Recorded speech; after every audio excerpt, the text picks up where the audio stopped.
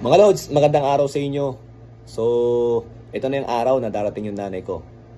So, hindi na ako nakapag-update sa inyo. Sobrang busy kasi mga Lods eh. Ang nangyari kasi, yung mga possible na pwedeng maging trabaho ko, lalo extracurricular pinilit ko nang tapusin during those days kahapon nung isang araw. Parang pinagkasya-kasya ko na. So, para pagdating ng Monday, kahit napapasok ako, di ba? Sa talagang day job ko, wala na ako ibang gagawin na extracurricular and magagawa ko na yung mga bagay para sa nanay ko. So, yun. Pagkatapos, Lods, buti, nasakto yung punta nila na kung kailan off ko. So, talagang pwede kami lumayo. O, yun, mamamasyal talaga kami. Pakikita ko sa kanya yung nature ng Pilipinas. Dito sa Luzon lang, siyempre. So, next time, ako mamimili ng date kung saan pwede ako makapag-live talaga ng maayos para makatawid dagat kami. Pakikita ko sa kanya yung Cebu, Boracay, ko lang, papakita ko pa ba. Basta mga magagandang place sa ibang lugar, ganun. Dadaling ko siya ron. Pero as of now, ito muna. So may mga nakausap na tayo mga tao na pupuntahan natin. Ganun ang mangyayari. Pagkatapos, ano pa ba? Yung kahapon pala, Lods, yung anak ko pala nagpagupit. Siyempre, para pagdating ng lola niya is, di ba, presentable siya. Pakita ko nga sa inyo. Sa cuts and, ano ba? Cuts for tots. Can you help me? Oh, wait lang. Dito, yung Mercury dito, yung malaki, So yan, Lods, habang nagpapagupit yung anak ko, pagkatapos kami, bumibili kami ng ng mga gamit ay yung kotse pinapakarwash namin doon sa parking ng mall. Ganun ang ginagawa namin. Para hindi na sayang yung oras kahit na medyo mas mahal doon. At least, di ba, nagagawa na sabay-sabay. And then, bumili kami ng ng pamaypay. Yun yung parang pinakapasalubong. Sa kultura, yung mga magaganda, yung mga may mga statement, parang charot, ganyan, carry bells, ganun.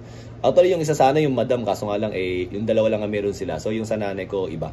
Yung more on parang mga ingredients ng pagluluto ng Pilipino. Total, nagluluto naman siya. So, yun yung pasalubong ko sa kanila pagdating. Nagagamitin nila dito. And pwede rin nila mauwi, magiging remembrance na yun. Kasi magandang klaseng pamaypay yun So, pag pauwi, may binili na rin ako. Galing na rin sa kultura para Pinoy brand din talaga. Yung scarf, di ba, siyempre malamig doon. So, pagdating lang ng Pilipinas, bigay natin ganito ganyan. Pakita ko nga sa inyo yung video. Pakita ko sa inyo yung video, Lods. So, ito yung bibigay ko sa kanila. Pagka dating nila rito.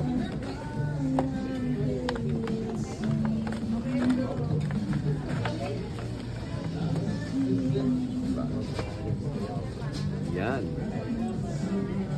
Para carry bells nila kahit mainit dito. Pero hindi nila alam, pag pauwi na sila, ito naman yung bibigay natin. Sarap. Di ba? Pagdating nila sa mainit na bansa, may pamaypay. Pagdating sa malamig na bansa, meron silang, ano to? Scarf. Scarf, kala ko sash. Mantel. Okay. So yan, Lods, yun yung ginawa kahapon. So ngayon, pag uwi, final check-up ng sasakyan. Yun, medyo may konting lang, kailangan i-change oil, may kailangan lang palitan na drain plug para siguradong walang tagas na, ganyan. So yun, nagpa-change oil tayo kaninang umaga. Okay, so yun, para talagang kondisyon sa sasakyan. And then, although na PMS na siya, pina-PMS ko ulit, pina-check ko ulit. Sabi niya, sir, okay naman to ganyan. Sabi ko, oo, gusto ko lang makasigurado, syempre na safe kami, di ba, na BPI. Na PMS check, BPI tayo malayo. Yan, di ba? Para safe tayo. Yan. Mamaya, ipopost ko na sa YouTube to. Kasi, update to Update to. kailangan namin sir. Darating kasi nanay ko mamaya bukas nga bibiyahe kami malayo. Punta kami sa Masa.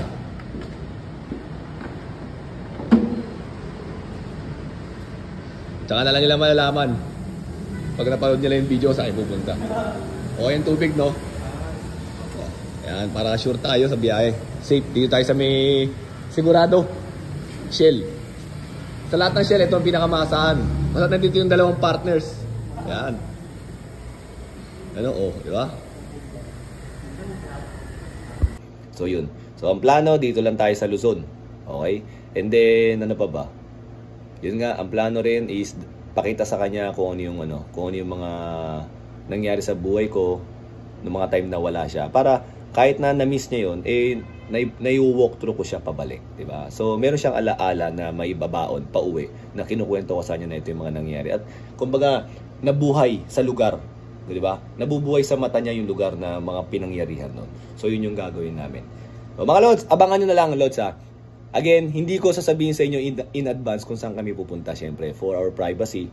Pero, makikita nyo na lang sa video, siguro at the end of the day, mamaya, okay? Pero, please, pagpasensyahan nyo na, almost walang edit yung gagawin ko. Almost walang edit, raw.